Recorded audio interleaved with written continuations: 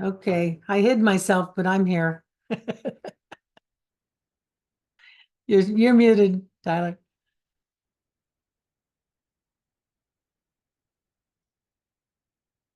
Tyler, did you want me to run the slides or do you want to run them yourself?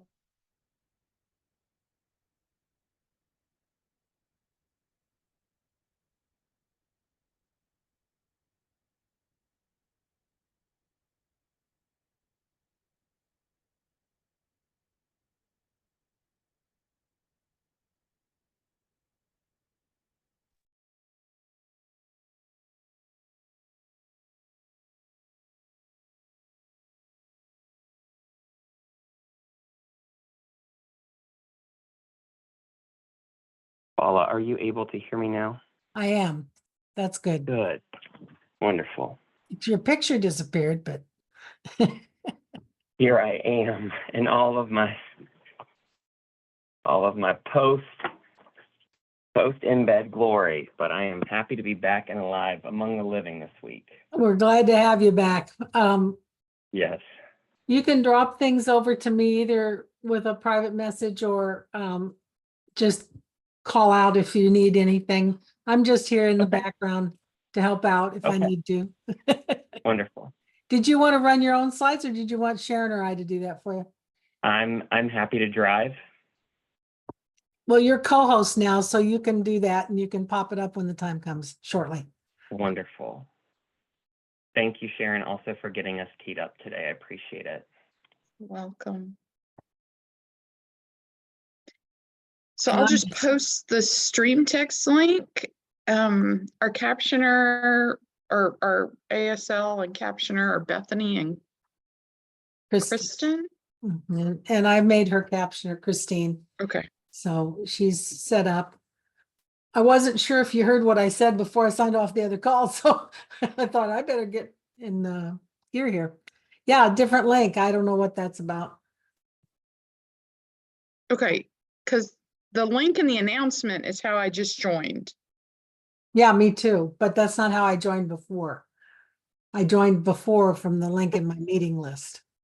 Okay. So they must not be the same. And you were on with me, so I don't know what to think about that.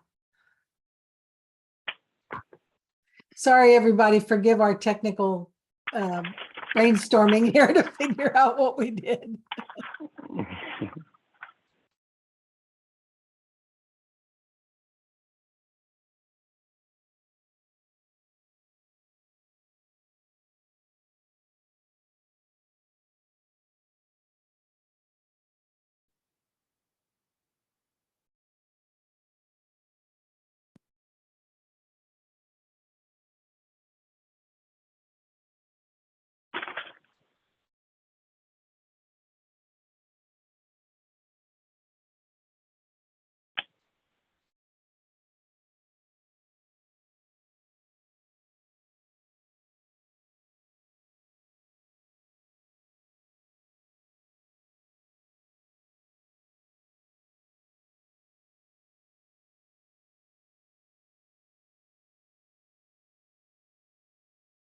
Hey, Vicky, it's good to see you. I see you over there on the side.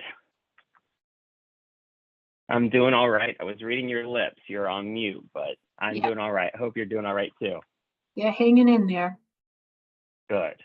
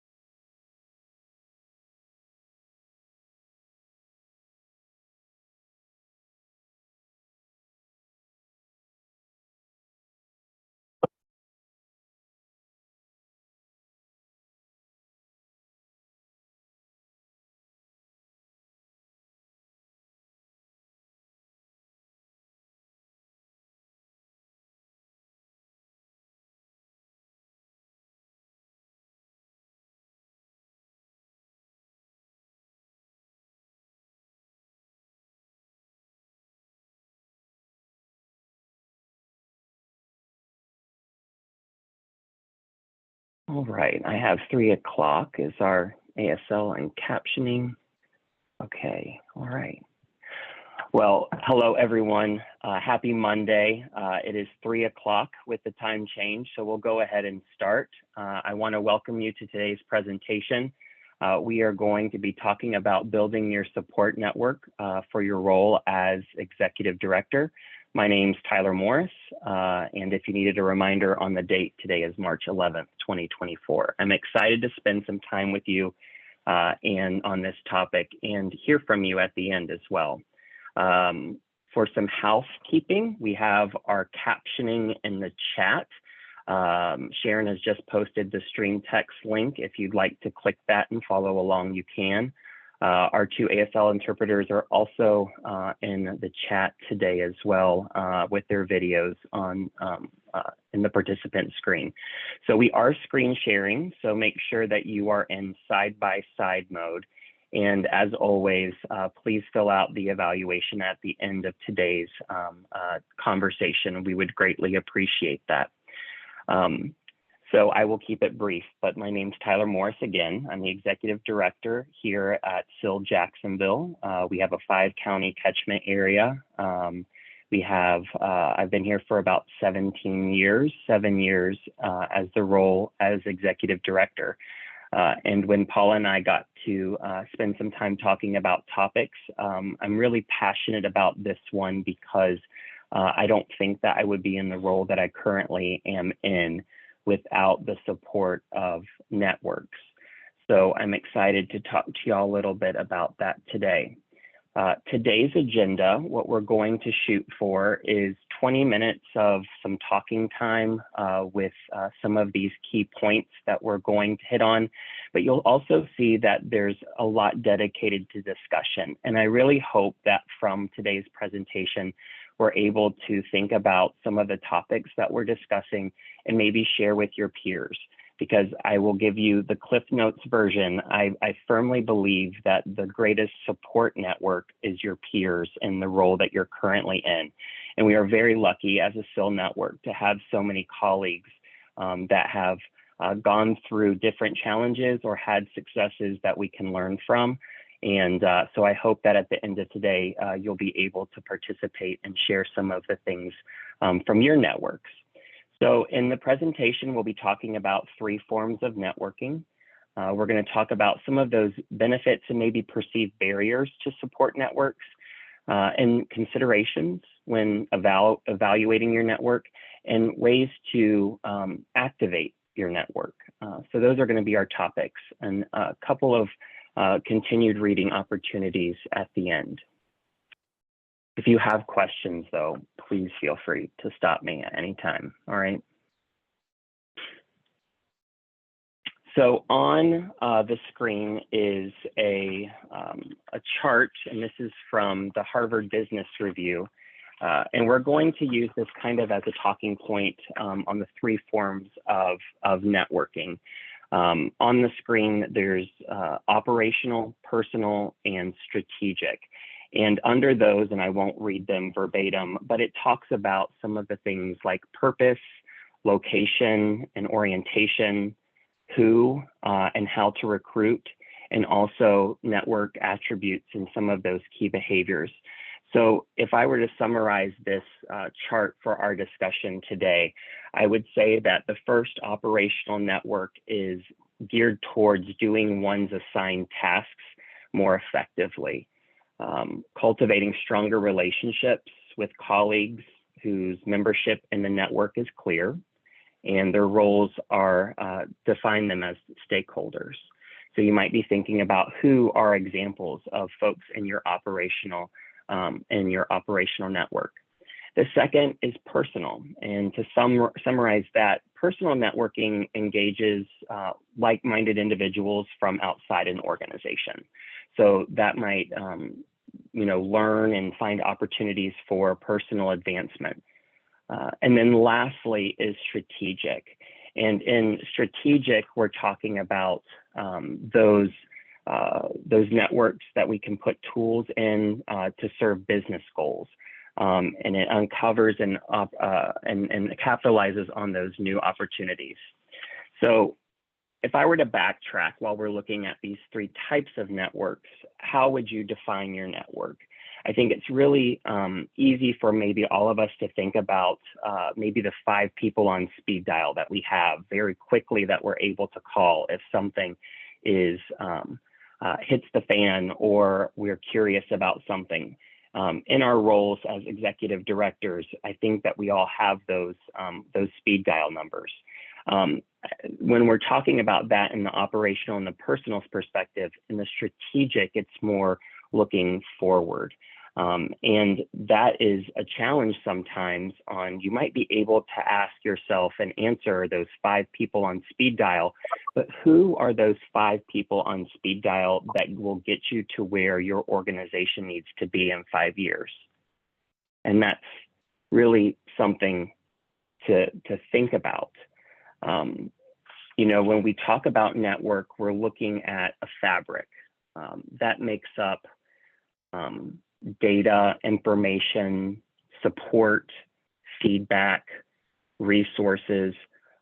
All of those really form what we consider a network. So, you know, I think we've all also heard of the African proverb of, if you want to go fast, go alone. But if you want to go far, go together. And that's the importance of networks. Some people, when they think about networks, though, are not really, maybe not excited about it.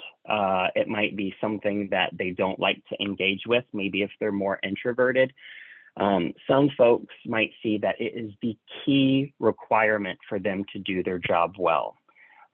Others might see it as, you know, politics, playing politics, and I don't want to get involved in a network and building my network. But the research is very clear that for us to be successful as organizations, we really have to rely on our networks, both through IL, in our communities, and some of those other players that I hope that we can think about today as we're thinking about examples of networks.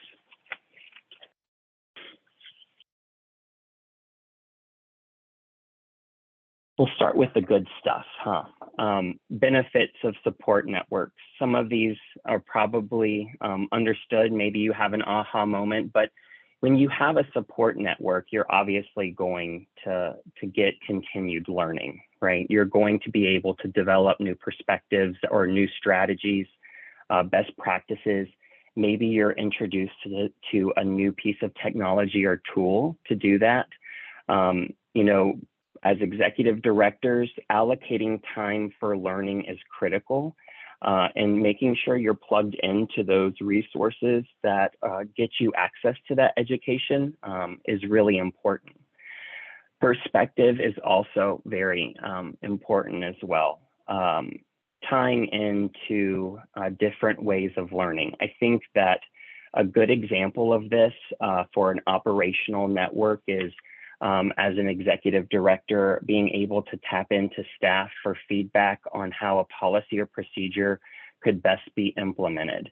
That top-down not always is the best approach. And when you get feedback from staff on things that you might not see because you are not on the front line every day, that feedback from that network is really important. So even operationally, having a network, a strong network within your even organization is really important from perspective. But then also other CEOs. You know, it's really comfortable for us as a disability network to sit within disability, but we're often called for that outreach and advocacy and awareness to step out of that comfort zone and network with other nonprofit organizations, private businesses. And while that's stepping out of that network, it's still a network that can provide really good perspective on HR issues, technology, or other items. Solutions, it's nice to know what the answer is before you have to test, right? Or at least to know that someone might have walked through a similar situation and what they had as a result. So you get solutions out of a network. Emotional support, is important. If you haven't been told you're doing a good job today, you're doing a good job. Maybe that's not important to you, but also I think it's really important to have a network that checks you sometimes on, or checks in on you at sometimes. So that is a really important. Everybody loves a cheer squad.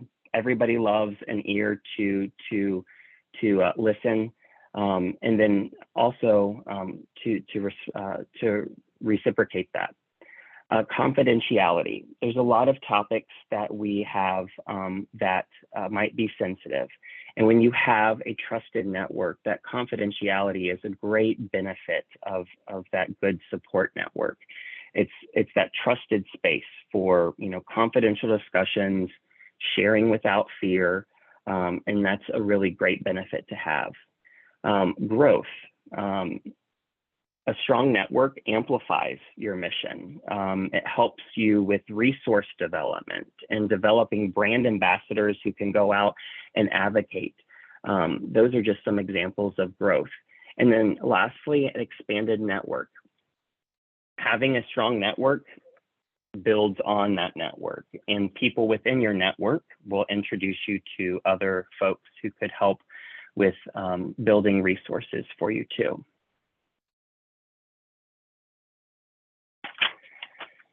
Common barriers. When looking at this topic, I think it's important to understand what some of the limitations might be to either establishing a network, building a network, or maintaining a network. And those are really important to consider. Maybe you already have a limited existing network and that you don't have a strong professional network. It can be challenging with that limited pool of individuals to find suitable peers. Another perceived barrier might be a fear of competence judgment, putting yourself out there of, I don't know, please help, or that can be intimidating to some. Confidentiality concerns, like we talked about, having a trusted network is very important. Worries about confidentiality breaches are legitimate and may deter folks from opening up to peers within or with other organizations or among their network. Time constraints. We have a limited amount of time. How do we best engage our network? How do the one that we have with our operational and personal, but then also the time to look ahead into that strategic. Lack of trust, ineffective communication. This is probably, I would say, one of the biggest barrier, because we're often engaging our support network when there's an emergency, but there's a lot of care that happens in between the time of that emergency and others that we have to feed the network to. And that involves not just speaking to, but listening to as well. And we'll talk about that a little bit more when we get into activating our networks. Lack of trust, I believe we talked about that. That could be a common barrier, and unalignable values. If you have another organization or network that doesn't understand IL, that doesn't understand our foundational philosophies or ethical norms, it can be a deterrent. It can be a barrier.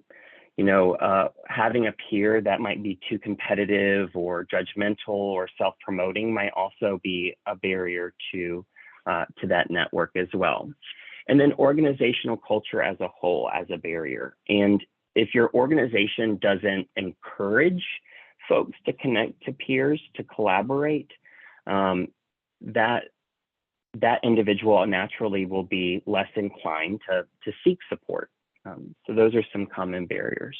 You might be able to think of others. So considerations to evaluating your network relevance is very important. Looking for peers that have similar professional backgrounds or facing comparable challenges for support. finding someone that you trust at a high level to discuss some of those things with you. And, you know, we're talking about a network of peers. There's also ways to connect to, you know, coaches as well. Communication skills, make sure that the folks that you're looking at in your network have effective communication, that they're very clear and meaningful with their discussions. They share openly and they listen actively, and they ask and answer questions. Experience and expertise, right? You wouldn't be necessarily asking someone straight out of college or maybe even in college on how to best do your role as an executive director. There might be components that you can have great feedback on, but make sure when you're looking at the experience and expertise, when you're getting those inputs, understand where it's coming from, how long they've been in their roles, what are their qualifications for that, for you to have that as well. And availability. I think being very clear with your network on what those expectations are for the time commitments, on how you'll communicate, you know, being consistent and reliable is very important. Shared values, we already discussed that as well. Having diverse perspective is great too. And that diverse perspective comes from folks that might be in different positions or fields or industries and have different lengths of tenure in their position. And then a commitment, right? We want a commitment to growth. Being part of this network is something for us both to grow on.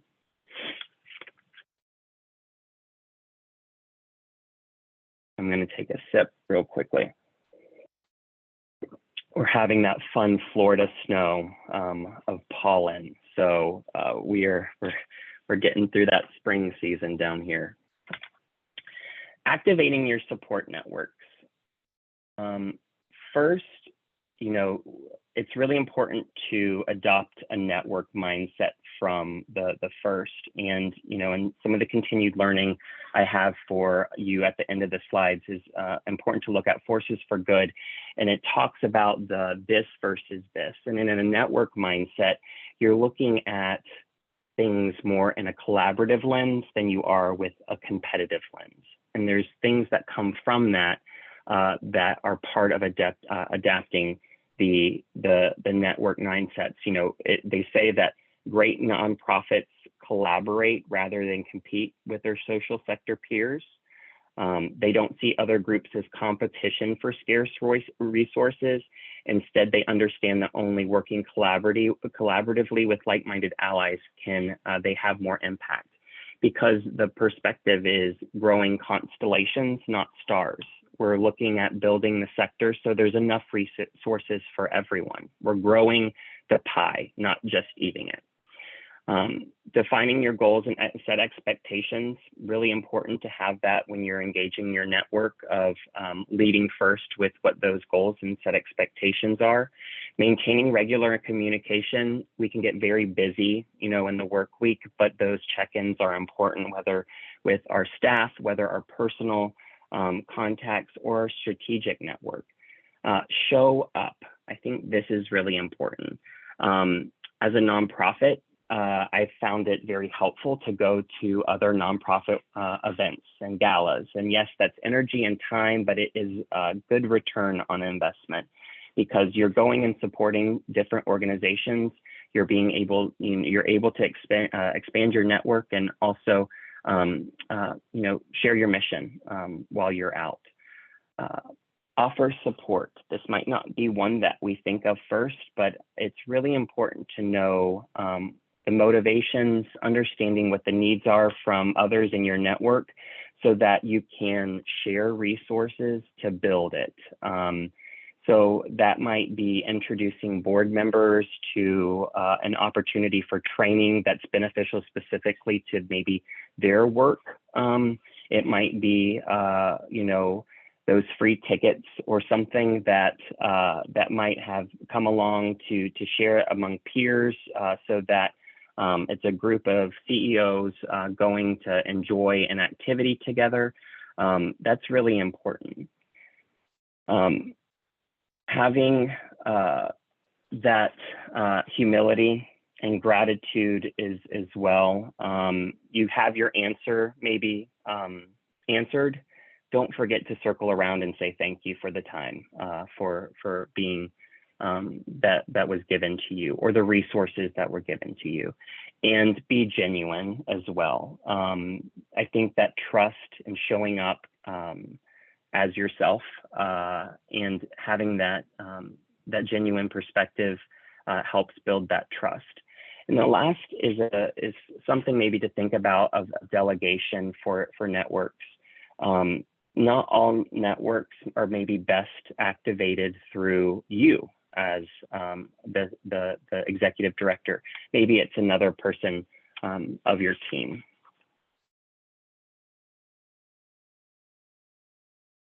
So I think I'm pretty close to the 20 minutes, and I wanted to open it up for some conversation. And what I'm going to do is I'm going to pause the recording if I can.